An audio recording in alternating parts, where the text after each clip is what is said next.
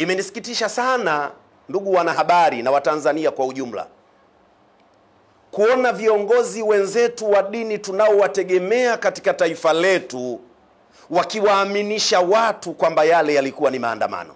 Imenisikitisha. Chadema chini ya mwenyekiti wake tulisikia na klipu zimesambaa nukta mama tatu alizisema kwenye hotuba yake, akiwaambia viongozi na wanachama wa Chadema wanaofikiria nafasi za uongozi mara baada ya uchaguzi wasahau. Alisema kwa maana wanakwenda kukinukisha. Moja. Pili, alisema tunakwenda kufanya uasi. Tatu, alisema tunakwenda kuvuruga uchaguzi. Matatu haya kwa mtu anayependa taifa lake huwezi kuita kulikuwa kuna maandamano. Wanakwenda kukinukisha, wanakwenda kufanya uasi, wanakwenda kuvuruga uchaguzi. Maandamano yanatoka wapi? Maandamano ni haki ya kikatiba. Na bahati nzuri ndugu wanahabari, jana mbichi, mmoja katika viongozi wa kanisa Katoliki, baraza la maaskofu TEC, ni watu muhimu sana katika taifa letu. Kwanza watu wajue, tunapozungumzia maaskofu usije ukadhania unamzungumzia kama muimba singeli tu. Ni mtu mkubwa, mtu muhimu sana katika taifa. Kama tulimsikiliza maneno yake, nikichukua tu baadhi ya maneno yake, alisema sio kila maandamano yahukumiwe kuwa ni nini? Uhaini ama fujo, kitu kama hivi. Alisema ikiwa yatatumika kama njia ya kufikisha ujumbe. Lakini aliyesema ile maneno mwisho alidondokaje? Bora yawe ya amani. Hapa ndio sehemu muhimu sana. Baba Askofu alisema bora yawe ya amani. Wakati kanisa inatoa tamko, wao kwa macho yao waliona yale yalikuwa ya amani. Wakati msimamizi mwenyewe, kiongozi wa Chadema, walioandaa hayo maandamano, anasema sio maandamano, wanakwenda kukinukisha. Na maana ya kukinukisha Waswahili tunajua. Wanakwenda kufanya uasi. Maana ya kufanya uasi tunajua. Wanakwenda kuvuruga uchaguzi. Assalamu alaikum wa rahmatullahi wa barakatuh. Bismillahirrahmanirrahim. Alhamdulillahi rabbil alamin. Wassalatu wassalamu ala rasulil amin wa alihi wa sahbihi ajma'in. Ndugu wanahabari, tumeitana hapa leo asubuhi hii ili tusaidiane kwenye hiki ambacho nataka kukisema kifike maeneo husika.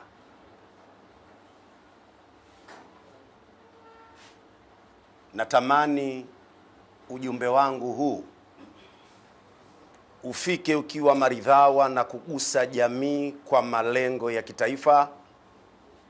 Ujumbe ambao natamani niseme na kada 4. Natamani nizungumze na wananchi kama wananchi. Natamani nizungumze na wanasiasa.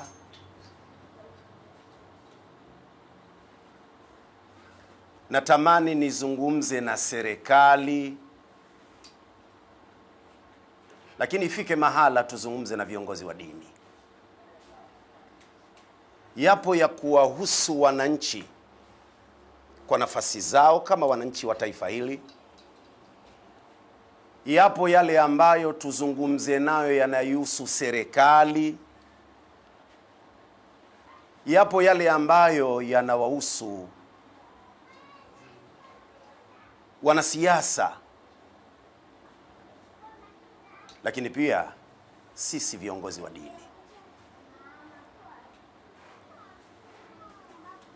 Na hii ni kutokana na kile kilichotokea ndani ya siku 2 kama sio 3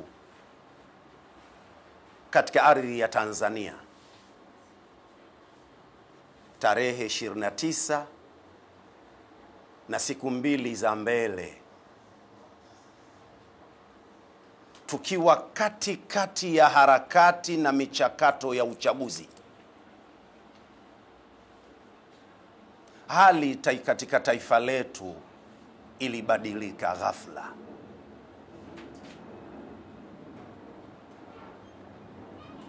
Tumepoteza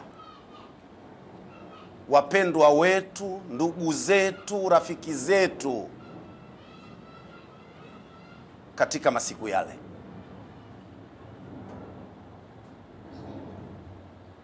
Lakini pia tumepoteza afya za baadhi ya ndugu zetu na rafiki zetu. Wengine hawakufa, lakini wamepata matatizo ambayo yawezekana itawachukua muda kurudi katika hali iliyokuwa njema, na bali yawezekana wengine wakapata vilema vya kudumu. Siku zilikuwa ngumu za kukumbukwa kihistoria katika taifa la Tanzania. Tuna kila sababu kama Watanzania, kwanza kabla ya kusema chochote, tupeane pole kila mmoja kwa nafasi yake. Sisi kama viongozi wa dini tunasema sheria ya dini imekuja kulenga maeneo makuu 5.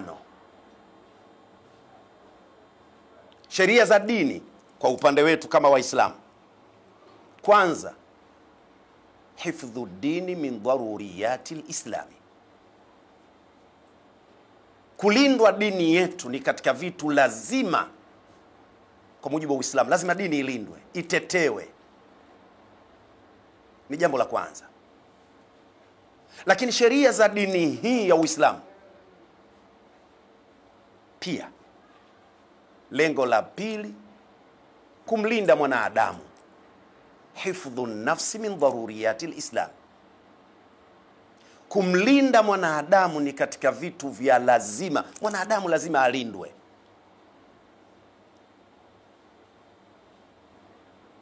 Lakini tatu, hifdhu almali min daruriyati alislam.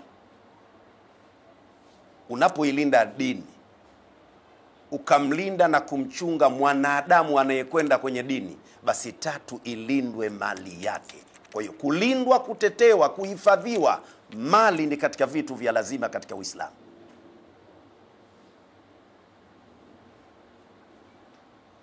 Sasa shida yetu ipo katika maeneo mawili makuu. Ndio maana tukawaomba wanahabari tukutane kidogo tuseme na Watanzania. Mwanadamu ambaye anatakiwa alindwe amepata shida, amepoteza maisha, amepata kilema, amepata. Lakini dini wakati inalazimisha mali ya mwanadamu ilindwe, kuna watu wamepoteza mali. Kwa hiyo kilio kikuu kwetu sisi kama Watanzania ni kuguswa vibaya mwanadamu aliyetakiwa kulindwa. Kuna watu wamekufa na kuna watu wamepata vilema, lakini na mali za watu zimepotea. Hakuna dogo la kulifumbia macho katika haya. Yote ni shida kwa mujibu wa dini. Tuwape pole ndugu zetu na tupeane pole sote, kwa sababu mwanadamu kikanuni, bila ya kutazama dini yake, ana daraja yake. Na ndiyo maana aya nambari 70 surati Bani Israil, Allah anamueleza mwanadamu tofauti alivyopata kumueleza kiumbe mwingine yoyote aliyemuumba. Walaqad karramna bani Adam Mungu mwenyewe anatoa tangazo, wallahi kwa hakika tumempa heshima ya kipekee mwanadamu. Kwa wanadamu ni viumbe watukufu kwa mujibu wa Qur'ani, surati Bani Israil aya nambari 70. Kwa nini yamfike matatizo mwanadamu ikesha mwanadamu mwingine aone ni kitu cha kawaida? Tumeguswa kama Waislamu, tunatoa pole na tuendelee kupeana pole.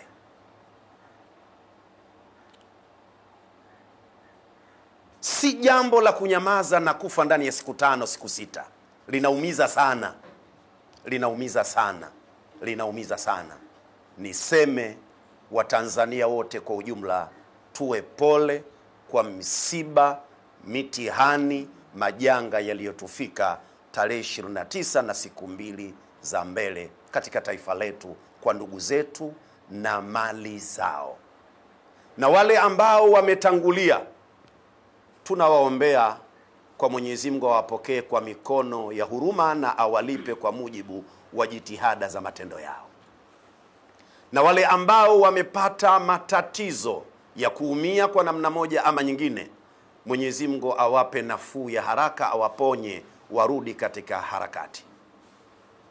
Lakini wale ambao wamepoteza mali zao kwa namna moja ama nyingine, nao pia tunawaombea Mungu wawe na subira, lakini Mungu kwa wema wake na utukufu wake awarejeshe kwa namna anazozijua kwa mkono wake wa kudura mali walizopoteza. Maskini anapohangaika kwa kipindi kirefu kutengeneza mtaji wake, ukaja ukaharibika, kuanza tena ni ngumu. Huja mtu akaliona hili nalo ni kawaida. Niliwahi kusema mara moja mahala, hata la kupoteza mali inaweza ikawa sababu ya kifo. Mtu anaweza kupata presha kwa kupoteza mali yake. Tuwaombee dua nao pia waliopoteza mali zao. Nukta yangu ya pili, kitaalamu, linapotokea tatizo mahala, kwa wale watu wenye uwezo wa kufikiri, wanatakiwa watulize vichwa, watumie kipaji na nafasi aliyowapa Mungu kuvuta na kusafirisha akili. Haya yametokea sababu nini? Ili siku nyingine yasije yakatokea tena. Sababu ni nini ya kutokea haya? Mtaani kinachosemwa ni maandamano ndiyo chanzo. Waliopata matatizo watu katika afya zao, miili yao na mali zao. Na maandamano hufanya watu. Lakini mimi kama mimi na wale watu ambao wana uwezo mzuri wa kufikiri, hawezi kuita chanzo ni maandamano. Aliyefanya maandamano ni nani? Ili tujue kuwa ni maandamano. Maandamano aliyefanya ni nani? Kanuni Qur'ani inasema walikulli qaumin had. Kila watu wana kiongozi. Kwa na hawa waliofanya maandamano wana kiongozi. Hao viongozi wenyewe waliita maandamano ili sisi tupate kuita maandamano. Imenisikitisha sana ndugu wanahabari na Watanzania kwa ujumla, kuona viongozi wenzetu wa dini tunaowategemea katika taifa letu wakiwaaminisha watu kwamba yale yalikuwa ni maandamano. Imenisikitisha. Chadema chini ya mwenyekiti wake tulisikia na klipu zimesambaa nukta mama 3 alizisema kwenye hotuba yake, akiwaambia viongozi na wanachama wa Chadema wanaofikiria nafasi za uongozi mara baada ya uchaguzi wasahau. Alisema kwa maana wanakwenda kukinukisha. Moja.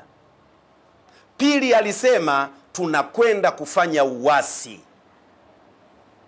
Tatu, alisema tunakwenda kuvuruga uchaguzi. Matatu haya kwa mtu anayependa taifa lake huwezi kuita kulikuwa kuna maandamano. Wanakwenda kukinukisha, wanakwenda kufanya uasi, wanakwenda kuvuruga uchaguzi. Maandamano yanatoka wapi? Maandamano ni haki ya kikatiba. Na bahati nzuri ndugu wanahabari, jana mbichi, mmoja katika viongozi wa kanisa Katoliki, baraza la maaskofu TEC, ni watu muhimu sana katika taifa letu. Kwanza watu wajue, tunapowazungumzia maaskofu usije ukadhania unamzungumzia kama muimba singeli tu. Ni mtu mkubwa, mtu muhimu sana katika taifa. Kama tulimsikiliza maneno yake, nikichukua tu baadhi ya maneno yake, alisema sio kila maandamano yahukumiwe kuwa ni nini? Uhaini ama fujo, kitu kama hivi. Alisema ikiwa yatatumika kama njia ya kufikisha ujumbe. Lakini aliyesema yale maneno mwisho alidondokaje? Bora yawe ya amani. Hapa ndio sehemu muhimu sana. Baba Askofu alisema bora yawe ya amani. Wakati kanisa inatoa tamko, wao kwa macho yao waliona yale yalikuwa ya amani. Wakati msimamizi mwenyewe, kiongozi wa Chadema, walioandaa hayo maandamano, anasema sio maandamano, wanakwenda kukinukisha. Na maana ya kukinukisha Waswahili tunajua, wanakwenda kufanya uasi. Maana ya kufanya uasi tunajua, wanakwenda kuvuruga uchaguzi. Baraza la maaskofu wakati wanatetea haki, hawaoni kwa lugha hizi ilikuwa inatosha mapema wao wajitokeze kuwarekebisha na kutoa kauli yao kwa lugha hii sio sawa. TEC ilikuwa wapi mpaka jambo limeharibika wanakuja kulaumu? Ni ajabu mtu asilaumu alipojikwaa akaenda kulaumu alipoangukia. TEC walikuwa wapi maneno ya uasi na fujo yanatamkwa? Mheshimiwa Heche alirudia mara 3 na akisema wanajipanga hatua kwa hatua, sio kwamba wao hawatoshiriki uchaguzi tu. Aliongeza uchaguzi hautafanyika. Kwa maana ipi hautafanyika? Na kwa nini iwe ile siku ya uchaguzi? Huoni kupiga kura ni haki ya Mtanzania? Ukienda kuvuruga uchaguzi, huoni kwamba umekwenda kumnyang'anya mwingine haki? Unadai vipi haki namba 1 unasahau na haki ya namba 2?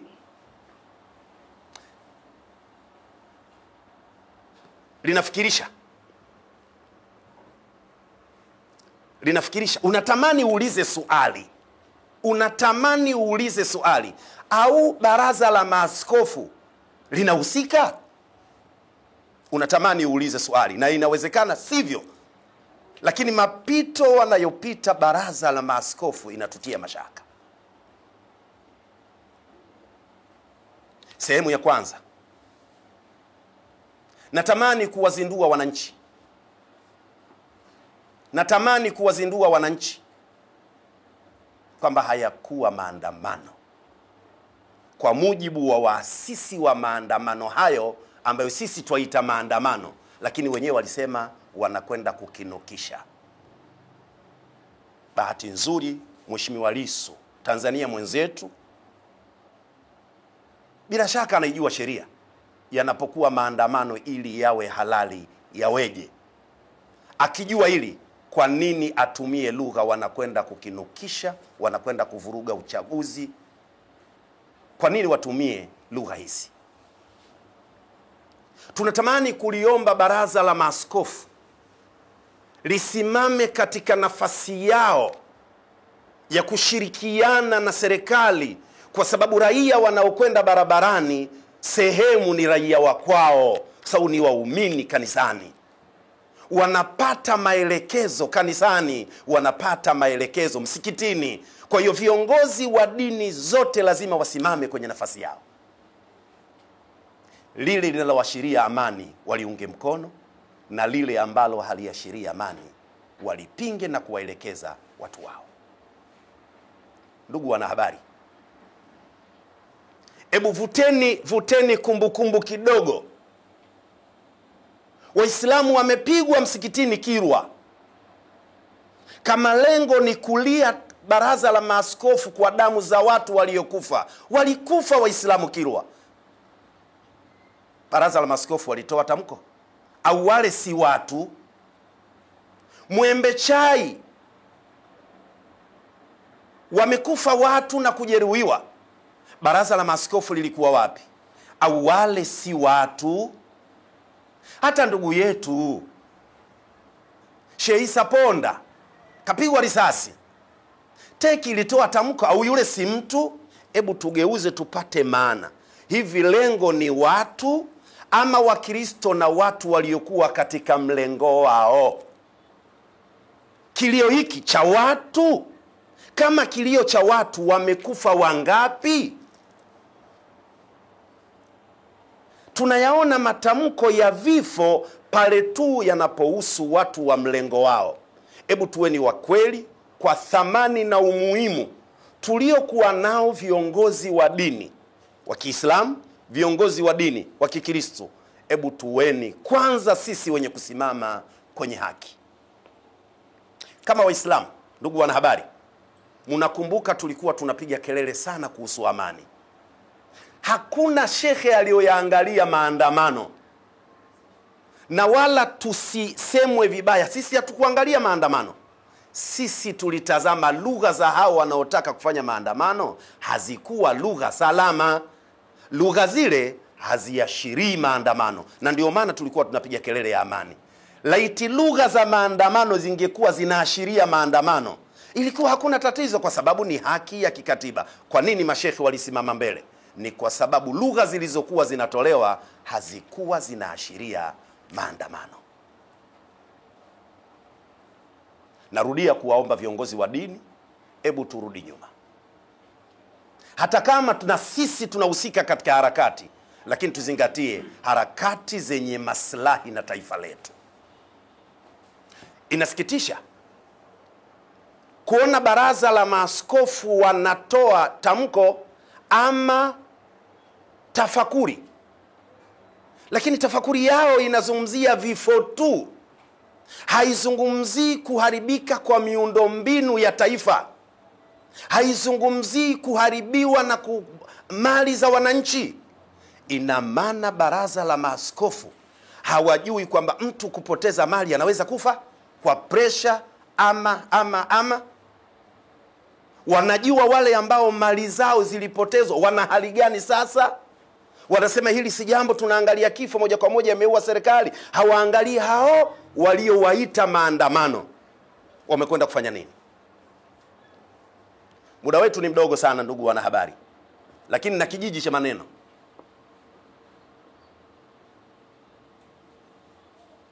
Sheria ya nchi hii ya mwaka 77, kabla wanaharakati hawajaanza kupambana katika taifa letu na kubadilika mwaka 94, ilikuwa mwanzoni maandamano hayawezi yakafanyika mpaka kipatikaniwe kibali kutoka katika jeshi la polisi. Wanaharakati Tanzania walilalamika na kesi ikapelekwa mahakamani. Wanaharakati walishinda kwa sababu ni jambo la haki ya kikatiba. Suala la kutaka kibali likaondolewa, lakini ni lazima upeleke taarifa katika jeshi la polisi, kwa sababu maandamano yoyote lazima jeshi la polisi lisimamie kuhakikisha mlichokisema ni maandamano ya amani wanakiona. Tuliruhusiwa bila ya kibali, lakini lazima upeleke taarifa na jeshi la polisi ijue maandamano yenu yanaanzia wapi, yanagota wapi, yanalenga nini, kwa mabango na alama, kwamba nyinyi ni waandamaji. Si kwamba kila mmoja anakurupuka kutoka nyumbani kwake popote, anaingia barabarani popote. Hayawezi yakawa maandamano. Hii tunakwenda kuzalisha Kiswahili cha wahenga kinachosema katika msafara wa mamba na kenge wapo. Kwa sababu hapakuwa na mipango ya sawa sawa. Lazima tuseme ukweli, waasisi wa maandamano haya ndio wanahusika pia na vifo hivi, kama ambavyo wao wanahusika na uharibifu wa mali. Taratibu hazikuwa makini. Tunawapenda ndugu zetu wa Tanzania, na ni kweli wamepata madhara, kama sio kufa wengine hawakuingia kamwe katika maandamano. Lakini waliokwenda katika hicho walichokiita wao maandamano, sisi tunaamini ni vurugu tu. Walipokuwa wanatimuliwa, waliingia maeneo ya watu waliotulia kwenye amani, wakasababisha kudhurika wao walioingia kwenye vurugu na wale ambao wamekutwa hapo kwao. Kuna msemo unatumika, idha nazala albalau ya ummu saliha wa taliha. Balaa likitokea linamgusa mwema na muovu. Chukua picha ya maisha yako nyumbani kwako, katika kitanda chako kuna kunguni, kakung'ata kunguni mmoja. Sumu ile hautamtafuta kunguni aliyekung'ata. Utapiga moto, utapulizia sumu wote, aliyekung'ata na asiyekung'ata, ili upate usalama. Mwaka mmoja, ndugu wanahabari, nataka niwakumbushe kidogo wa Tanzania. Nilialikwa katika futari ya manispaa ya Temeke pale. Vuteni taswira, nagusa kipande kifupi sana. Waziri mkuu akiwa Mheshimiwa Mizengo Kayanza Peter Pinda, kuhusu maandamano na vurugu za Tanzania aliwahi kusema, nachukua kipande kidogo sana. Mheshimiwa Pinda alisema, akiliambia jeshi la polisi, mkimkamata mtu anasumbua, piga kisawasawa. Maneno alisema waziri mkuu. Alikuwa nani? Hakuwa Muislamu. Teki walikuwa wapi? Kwa nini wasiseme lile neno? Kwa sababu alisema si Muislamu, Kristo. Waliona sawa. Mimi nilisema katika futari ile, kwa Mheshimiwa Mizengo Kayanza Peter Pinda, askari wa jeshi la polisi, kabla hawajaambiwa piga, shughuli yao kupiga. Leo nawaambia piga, tutakufa. Niliwakiwa sana mimi. Nataka niwaambie wanahabari, mimi nishawahi kuvunjwa mkono na askari polisi. Nishawahi kuvunjwa mkono kwa sababu ya kumwambia kakamata gari. Wanayemjua, kuna mtu mmoja anaitwa Thumani Jumane Nyamlani, ni makamu wa rais wa chama cha mpira. Tulikwenda kuzika mtoto wa mzee Abdallah Kipukuswa marehemu. Mnamjua, aliwekwa mwenyekiti wa Simba kwa mwenyekiti wa Sigara. Ana madrasa yake hapa inaitwa Nurania. Nurania sijui nini hapa, Mikoroshini. Tulikwenda kuzika Mkuranga, mwanawe mzee Abdallah Kipukuswa. Askari akaikamata ile gari, anaendesha. Wakati ule ni hakimu, akiwa ni hakimu mfawidhi kama sikosei, Mheshimiwa Nyamlani. Alikuja akatukana sawa sawa yule askari na kuipiga gari. Nikamwambia, afande, kama kuna makosa andika makosa, kulikoni kutukana. Haipendezi kwa umri wako kutoa matusi. Alisema, yanakuhusu kuingilia, mimi naongea na dereva. Wakanivuta, walivunja mkono. Niliyasema haya na mfano huu pale, nikawakiwa na watu wote, lakini mimi nilisimama kwenye msimamo wangu. Mheshimiwa Mizengo, hii sio sawa. Nakumbuka kipindi kile mkuu wa wilaya ya Temeke alikuwa Mheshimiwa Sofia Mjema, kama sikosei, na yajua mengi yaliyotokea. Kwa niwaombe Watanzania wenzangu, muda haunitoshi kwa sababu nina mengi sana, na mara nyingi wanawaambia watu, mimi gari yangu ya Kichina Lias, kadiri inavyotembea ndio inapata moto. Yaani hapa hata sijaanza, wacha hii iende, nasubiri nitasema nyingine.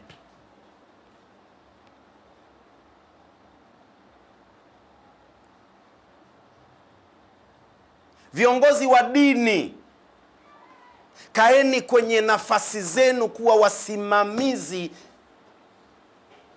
wa utulivu na amani. Biashara yetu inahitaji amani ili tufanye kazi ya dini. Nchi ikichafuka hauwezi kufanya kazi ya dini. Lakini wanasiasa, na niwaombe wa Tanzania, sasa kuna haja ya kuanzisha wanasiasa. Tanzania imepoteza wanasiasa. Haya yametokea kwa sababu hatuna wanasiasa. Sasa hivi tuna watu wenye mitusi tu. Wazee wale waliopita nyuma, miaka michache pale nyuma,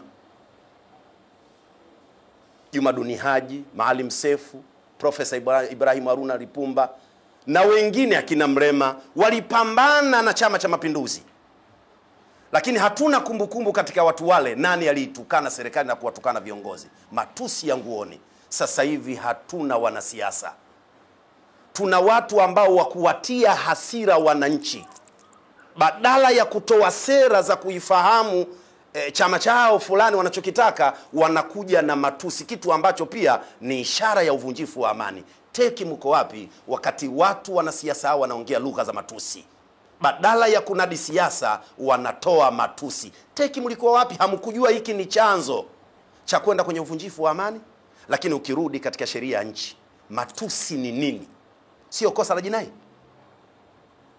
Teki wako wapi? Ambao watu wanaamini teki wamesoma sana, wanajua sana. Haya hawakuwa wanayaona. Kwa nini tupelekwe katika siasa ya matusi? Niwaombe wananchi, tukiendelea hivi miaka 20-30 ijayo, wanasiasa wote watakuwa na tabia za kihovyo. Turudi katika msingi wa siasa. Mwanasiasa akae katika misingi ya kunadi sera, na imani haya hayatotokea. Mwisho, kukosea mwanadamu ni tabia yake. Ningewaomba waliokosea wasione tabu kuomba radhi. Na wale waliokosea tusiwalaani. Hata dada yetu Mange Kimambi, tusimlaani. Inawezekana anachokifanya anakijua au anachokifanya hakijui. Kwa sababu yeye na watoto wake wote wapo Ulaya. Anapotusukuma sisi kuingia tukapambane na serikali, tunakwenda kuumia sisi na vizazi vyetu. Yeye kanusurika. Kuna haja ya kumsaidia, kumuelimisha, ajue kosa lake. Tusimtukane Mange Kimambi na wenzake. Tusiwashambulie, wafahamishwe. Hata kama wanadai baadhi ya watu kwamba ule ni mradi. Ule ni mradi. Watu wanafanya haya, yakitokea pesa zinapatikana. Lakini tutumie lugha za kuwafahamisha watu badala ya kuwatukana na kuwalaani. Sio sawa.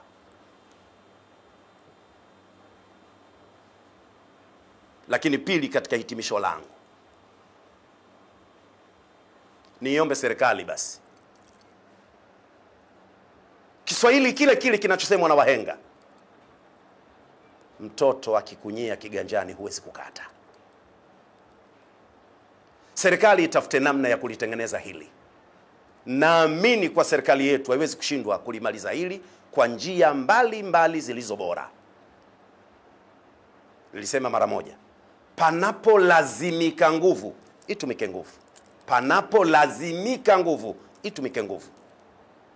Pasipo lazimika nguvu, hakuna haja ya kutumia nguvu. Niombe serikali itumie kila namna inayojulikana, wanayoiweza, kuhakikisha wanatuliza hali ya hewa.